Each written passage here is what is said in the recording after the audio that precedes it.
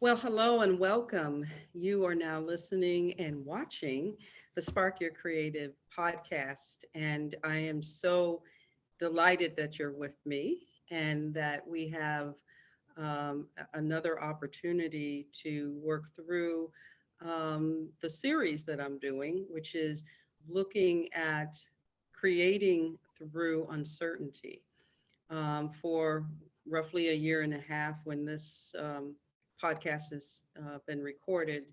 We've been living through the whole COVID pandemic, along with a lot of other stuff. And my goal with this series is to actually interview creatives and others that can talk us through how they are making it through this time because there's so much that can impact our creativity when we're, let's say, living in isolation or we have to alter our lifestyle to deal with the pandemic. We've also had to deal with social unrest, a lot of other things in the last year and a half. And if you're anything like me, a lot of this has affected our ability to create. And so this series is to address some of those issues. And I hope that you are learning a lot. I'm learning a lot from my guests and being able to find ways to incorporate some of the advice that we're getting from the wonderful people that I've been able to bring to this podcast. So, and if you don't know me, my name is Sharon Burton. I am a creativity coach for Spark Your Creative Coaching. And this is my podcast, my one of the gifts that I bring to my audience.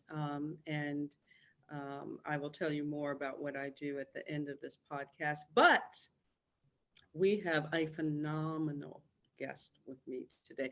Matter of fact, I was very nervous to approach this person because I think of him so much and I admire his work. Um, and when he said yes, I was like, oh my God, yes, yes, yes, yes. So I have been really working on myself not to come off as a babbling idiot today, but I am thrilled to have Dr. Eric Maisel with us today. And I am really grateful to him because he is one of the reasons I went into creativity coaching. I was familiar with a lot of his work, had read some of his books prior to actually starting the training for my coaching practice. He's very much a pivotal um, catalyst for a lot that goes on with the Creativity Coaching Association, where I received my certification. So I enjoyed his courses that were part of the training. But I want to just sort of give you some information about him and bring him on. Um, Dr. Eric Maisel is widely regarded as America's foremost creativity coach. He has written extensively on the challenges of the creative life.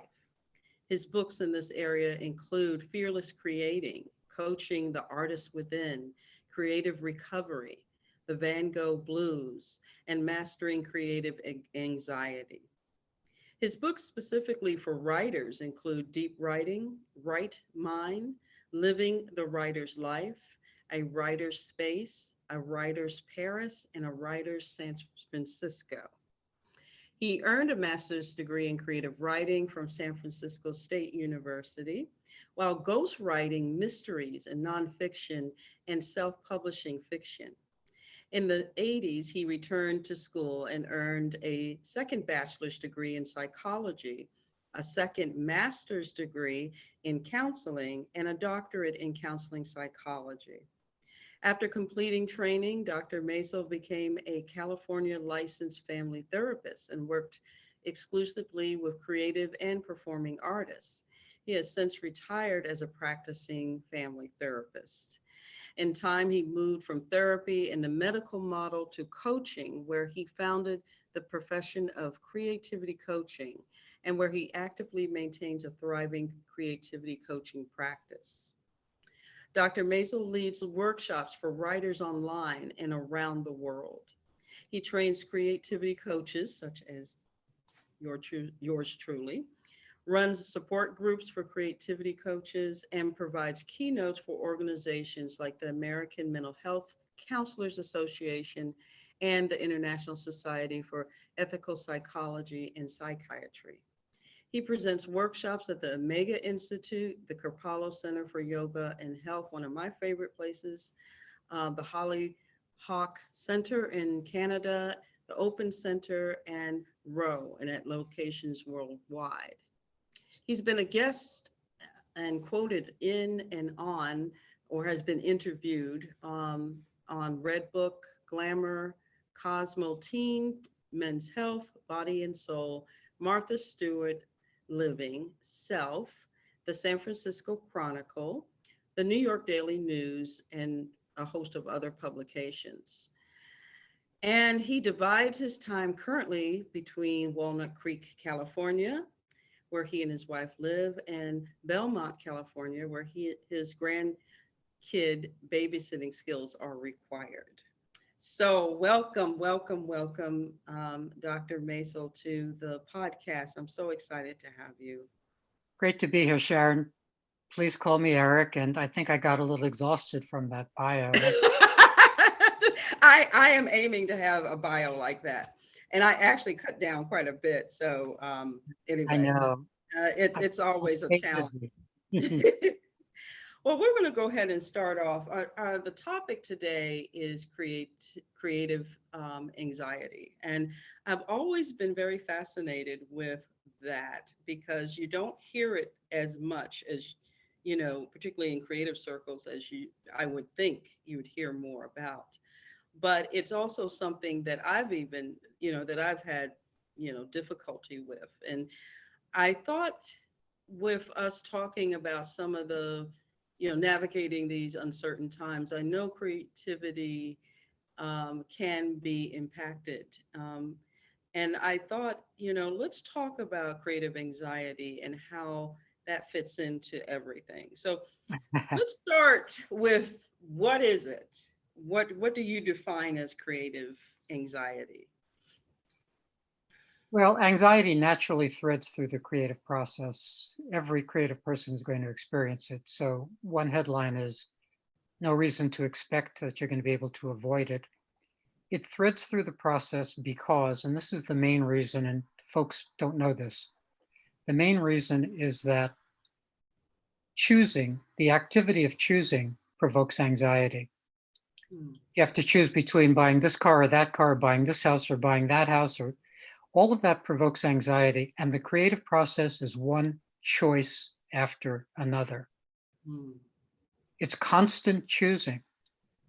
We don't experience it that way, thank goodness, but that's what it is, constant choosing. And that constant choosing, by its very nature, provokes anxiety. So we have to expect that kind of anxiety is going to thread through the process. Should I send my character here? Should I send my character there? Should I put the comma in? Should I take the comma out? These sound like innocent enough choices or activities, but actually they can be quite daunting and they can make you sweat. Imagine thinking that if I send my character to the wrong place, I'm going to spend a year in the wrong direction.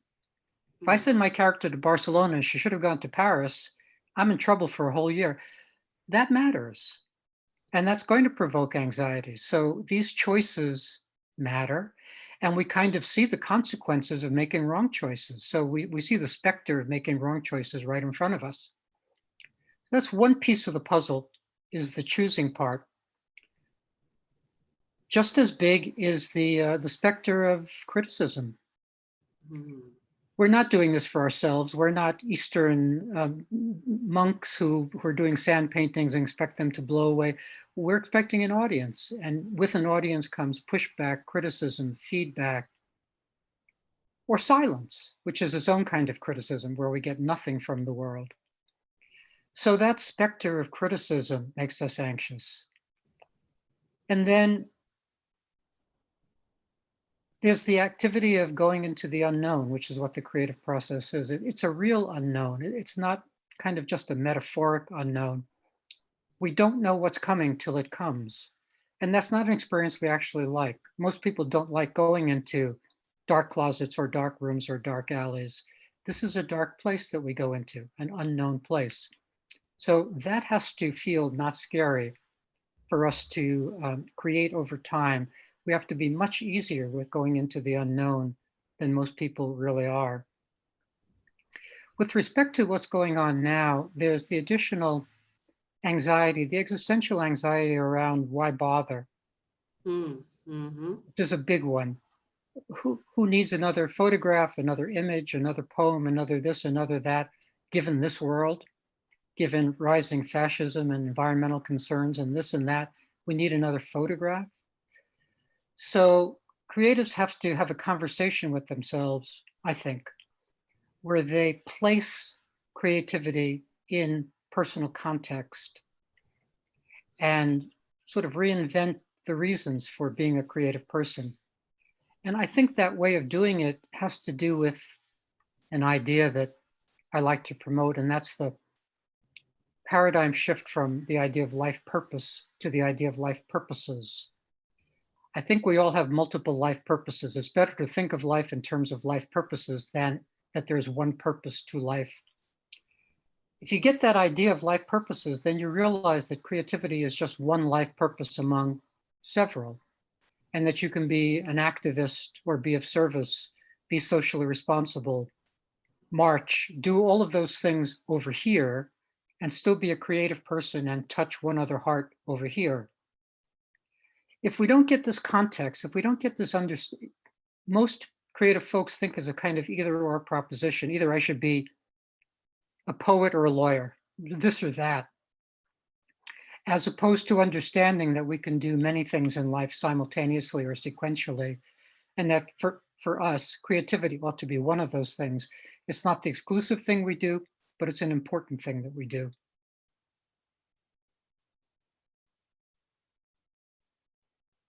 One of the things that has been something that I try to work with the people that I have, my clients, is that whole thing of purpose. Because I don't think people think about beyond, they have the talent, they have the drive, they have passion, but really looking at their work as a part of a purpose, a bigger purpose than themselves, is kind of unusual. It's not something that I think some people that are in touch with themselves on a spiritual or soul level may have that.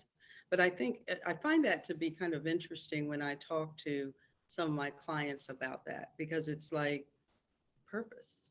What is my, it kind of goes Yep. back to, what is your why? What is your why? Well, I just like to make pretty pictures, but what is the why? Getting under that and really understanding that why. And even if they don't know right away, really kind of pushing people to the point of really trying to find out what their why is. Yeah, and I help them get there in the following way. This feels true to me. I remind them what it felt like to be 5 or 6 or 7 or 8 years old, sitting in a corner reading a book, and how that was maybe the happiest time of one's childhood. That those are the best experiences. I think we genuinely loved the arts as kids, whether it was reading or going into a darkened theater or whatever, music, whatever it might have been. And we forget how much we love that, and we forget the extent to which love is part of purpose, that we're doing it not so much that we may love the writing process, we may not even enjoy the writing process, but what there is to love there is the experience of touching one other person. It's that having a reader who was moved by our book, or a reader who was moved, or a viewer who was moved by our film or our painting, matters.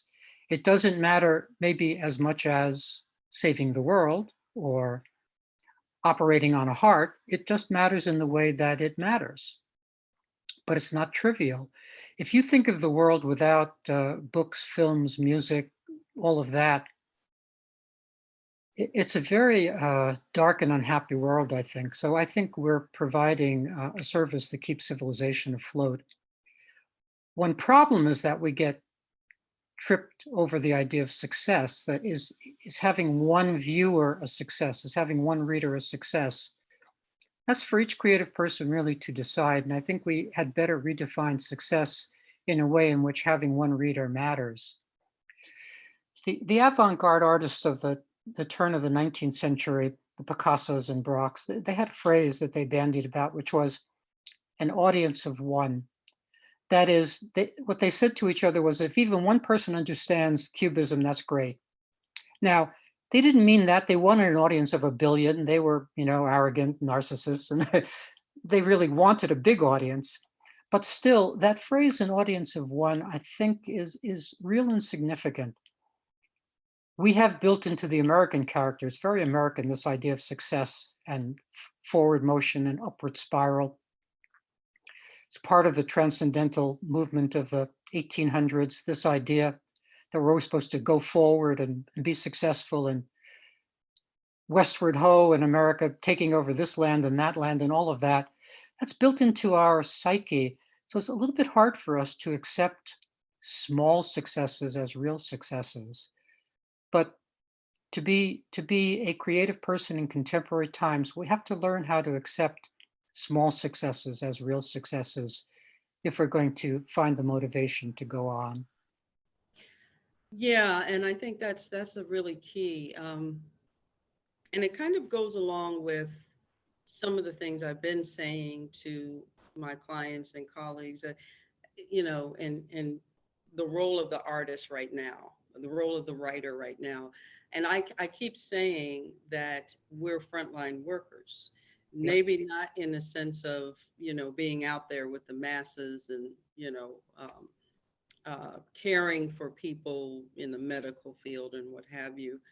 But we are frontline workers in the sense that, as you have said, our work is part of the web that is going on to help support people getting through this. Yep. And I think once people see it from that way, there's also a sense of purpose that kind of comes in for some people, because Yep. they can wrap their heads around that concept. Yep. And And go just the ahead. way that churches tithe a certain amount from their congregation. um, I think artists can tithe a certain amount of their creativity for social and political purposes, even if they're not social and political animals. Whatever the number is, 10%, 20%, sort of like pick a number and devote that percentage of your time to maybe using your gifts, your talents for social good. I think, well, books like Rachel Carson's The Silent Spring that alerted us to how toxins work in the environment was a big deal book. Orwell with 1984 and Animal Farm, those were important books that stand kind of for all time about how fascism operates and how language operates and how war is peace and peace is war and all of Right. the stuff that matters to us right now a lot.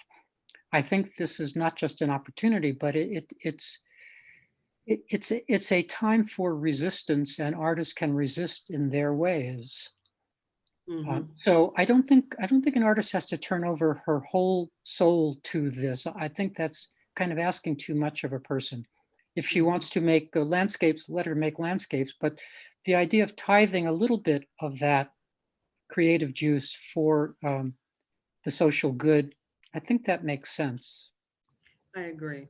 I agree. And so getting back to this creative anxiety and, making choices or feeling, let's say, feeling immobile, Mhm.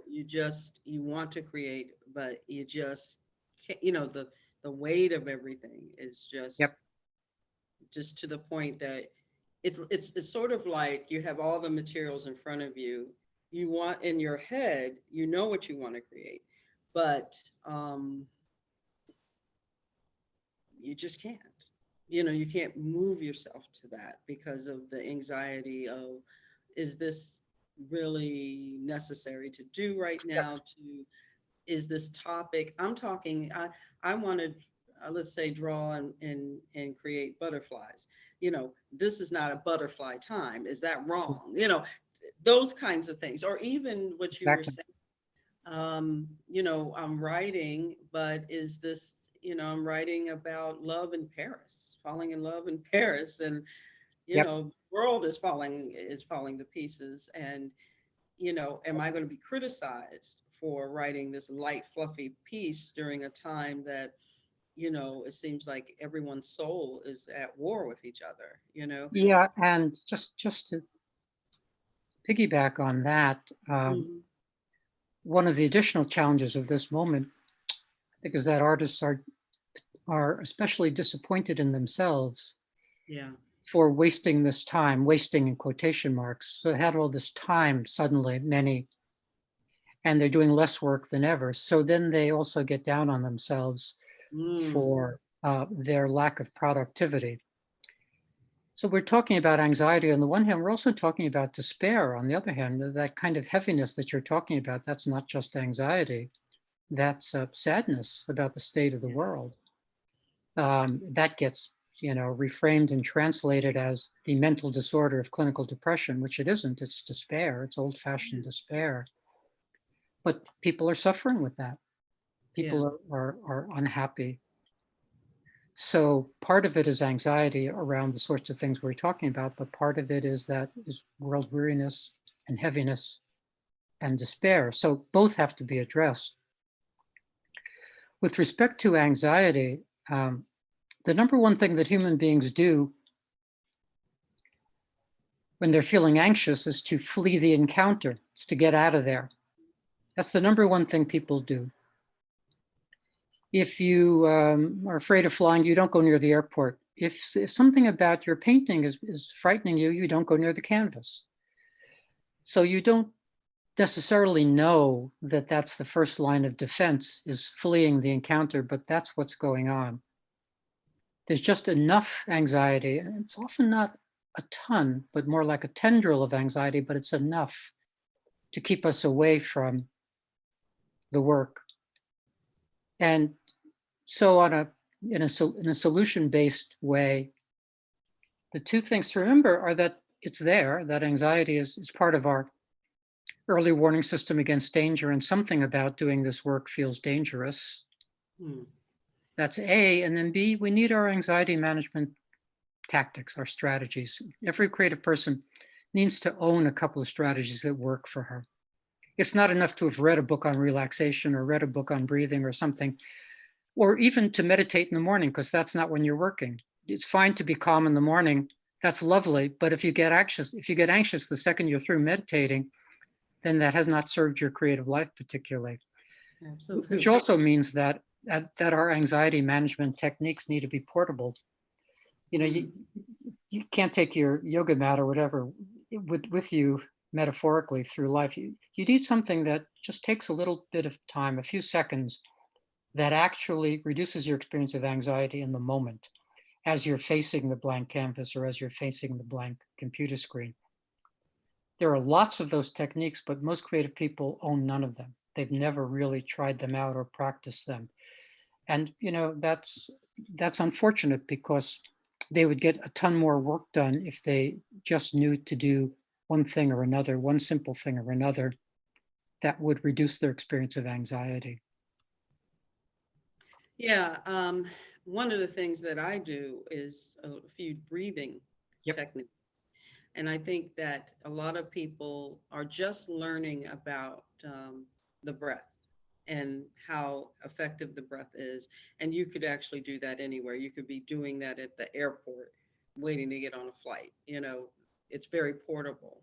I think one of the other things that I like to do is um, experiment with something creative that might be a little different than what I'm doing. So if I'm actually creating work, like creating a painting or anything, I might do some writing, Hmm. like in my journal or something, to kind of get me into a creative mode, or maybe listening to certain kinds of music that's inspiring me creatively. And I also do a lot with sort of letting my mind and body know that we're getting ready to create. So that Yep. means I may burn some incense or a candle. I might put some, I don't know, crystals near, that are based on the chakras or whatever, near me. But just sort of like, okay, we're getting ready to do something and we're going to be here for a while. And even though we kind of understand that ceremonies and rituals are powerful, again, we're not a society that creates many ceremonies or rituals. It may Hmm. be wedding ceremonies or baptism. I mean, there are a few lifespan ceremonies, but they're few and far between. We're Hmm. not a culture that really has embraced ceremonies and rituals. So individually, we have to come around to understanding how powerful that is. The society is not really going to support us in our ceremonial ways or in our ritual ways. We have to do that for ourselves. Yes, and there's a lot of examples on how to do that. Um, what is your thoughts on like doing like a visioning exercise? Do you think that that's something that people that you find artists feeling comfortable doing? Absolutely. Not only do I believe in it, I just did a whole book called Redesign Your Mind, which is about visualizing your mind as a room and redesigning it and redecorating it.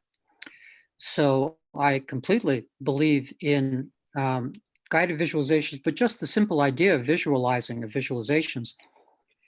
Your viewers may or may not know, visualizing started, the sort of visualizing we're talking about started several decades ago in a particular hospital in Northern California, where somebody got the idea to invite cancer patients to visualize their healthy cells defeating their cancerous cells. It started out as part of a medical treatment or in that universe of self-care and health. And it turned out to be a very powerful device or strategy. And so I do believe in visualizing. The two simple visualizations I would suggest to folks with respect to the thing we're talking about. One is imagine that there's a switch inside of you in the room that is your mind that you can flip and just instantly become calmer. It's just a gesture, just flipping a switch Hmm. and suddenly you're calmer. What that really is a whole conversation you're having with yourself about wanting to be a calmer person. And I Mm. think we need to have that conversation because a lot of people are overly dramatic, overly histrionic. They're creating all kinds of dramas to avoid doing their work. I mean, it's not funny, but That's what human beings do. So they notice suddenly that there's a 3-star review of their book on Amazon, and they spend the next 3 days crafting their reply to that criticism. That's not the way to live a life, and No. that doesn't help you getting your work done. So that sort of thing, a 3-star review or a 2-star review coming in shouldn't make you should just flip your calmness switch and go to that place of doesn't matter, not important. So that's one visualization, is just flipping that switch. Another that I like a lot and that clients like a lot is, so we're sitting there, we're not quite sure whether we're anxious or not, but we know we're not quite working yet, so maybe we are. So we're in that place of uncertainty. The visualization is to visualize yourself shaking a snow globe. And then as the snow settles, you settle. Hmm. It's actually a very lovely settling feeling, the way snow settles in a snow globe. Now, of course, you could do it in reality, but I was just gonna say, yeah. but just visualizing it is easy, and I think it's just as effective, really. Mhm. And it's I think it speaks to what's going on is that you're feeling actually just a little unsettled. That might even be a better word than anxious. You're just feeling a little unsettled, and this is a way to settle down, so to speak, sort of settle into your chair. So to make that long story short, yes, I believe in visualizations. And I think any creative person could create a lovely visualization for herself that works. I agree. And I think what you just described, being creative people, we tend to think more, in pictures, in visions. And so that kind of exercise is probably going to work a little bit better in some ways in the creative community, because Mhm. we tend to learn a little bit more visually. We tend to use visual kinds of constructs and cues to be able to kind of figure out where we want to go and how we want to move Yes. forward. So Um, that, let me say, let me say a few related things. Of course, words can be powerful too. mhm, And I suggest to folks that they do some work around creating a life purpose statement of just a few mm, words that captures something about the essence of how they want to live their lives.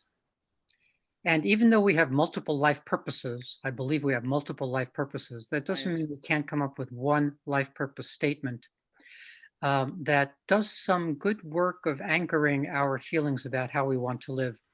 For me, I have a very simple one. I have a simple life purpose statement, which is do the next right thing. Mm, How many words is that? Do the next right thing. You can say a lot in 5 words.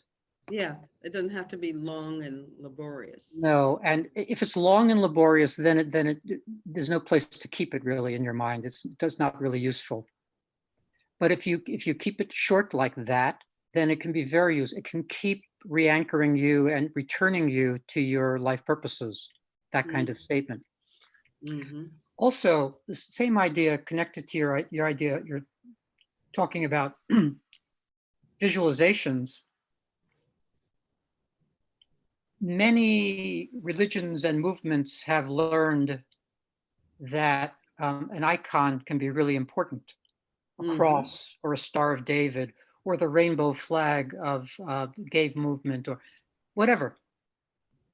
That these are powerful, iconic representations of something.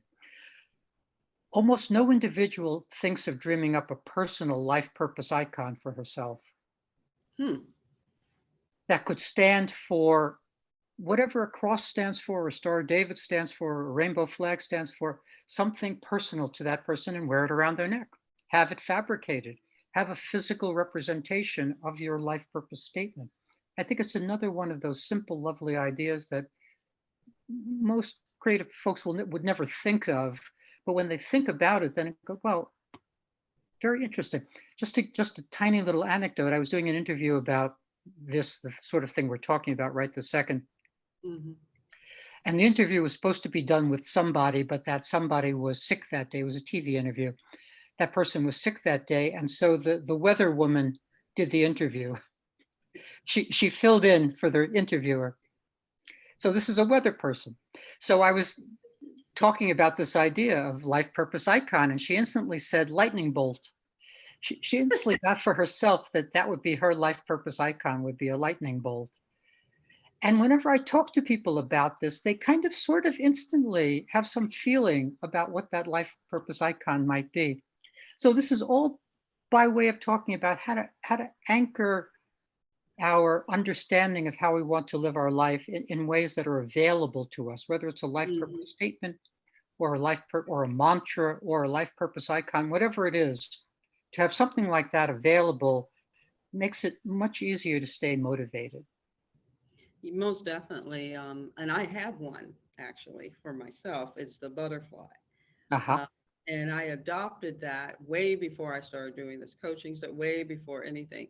But I saw myself very much in that butterfly, and I have a couple necklaces with the butterfly. So Yep. it gives me a sense of, I guess, power or purpose when I wear that. It It does. means something. Even if we don't have the words as to what it means exactly, it definitely means something. We know that it has meaning.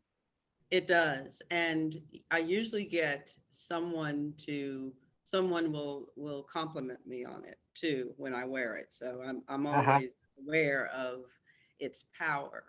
Um, my last question is, when we talk about things that we can say or we can do to, what is your thoughts on affirmations? You have a book on affirmations for artists, and it's one of my favorite books actually. Uh-huh. Um, and I was just wondering, what do you feel about, there's a lot of talk, and you wrote that before affirmations have gotten as popular as they Yeah, are. that was Years about 1995, I would think, Yeah, something you like were that. you were a pioneer about the affirmations. Well, I believe that we should talk to ourselves affirmatively. So I believe in affirmations. To connect up some of the ideas we've been talking about, I did a whole book called 10 Zen Seconds. And the idea of that book was to use a deep breath, the breathing you were talking about, Mhm. as a container for a short phrase, an affirmation, and marrying the best of Eastern breathing techniques with the best of Western cognitive therapy. And so creating these little, I call them incantations to differentiate them from affirmation, because they're really affirmations in a breath. But I think that could be one's go-to anxiety management tool, a deep breath and a thought that serves. And the thoughts can be, I feel on the inhale supported. I feel Yes. supported. Or right here, right now. Or I'm perfectly fine. Any set of 3 or 4 words that work for you, dropping them into a breath, then you get the physiological benefits of the breathing and you get the cognitive benefits of affirming something. So I believe in this. I've spent the time to do whole books on these things, so I do believe in them. Yes, you have. Well, our time is getting short, and I could talk to you all day. I mean, I really could. And I really treasure this time that we've had for the podcast and to talk about creative anxiety and some of the wonderful ideas and recommendations that you shared with us. How can people, learn more about you, your books, your workshops, all of that kind of stuff? Well, the place to come is my website, ericmaisel.com, EricMaisel.com. The most recent book, as I mentioned, is Redesign Your Mind, which just came out. And the one before it is very interesting too. It's called The Power of Daily Practice. I think one of the things that a creative person really needs to understand is the importance of not missing days, of having a daily practice, because an awful lot of time gets lost. As soon as you miss a few days, weeks and months can get lost. So come visit my site. That's the place to come. Okay. And I'm actually you turned these books out so fast. I've lost count, but those last two I definitely need to check out.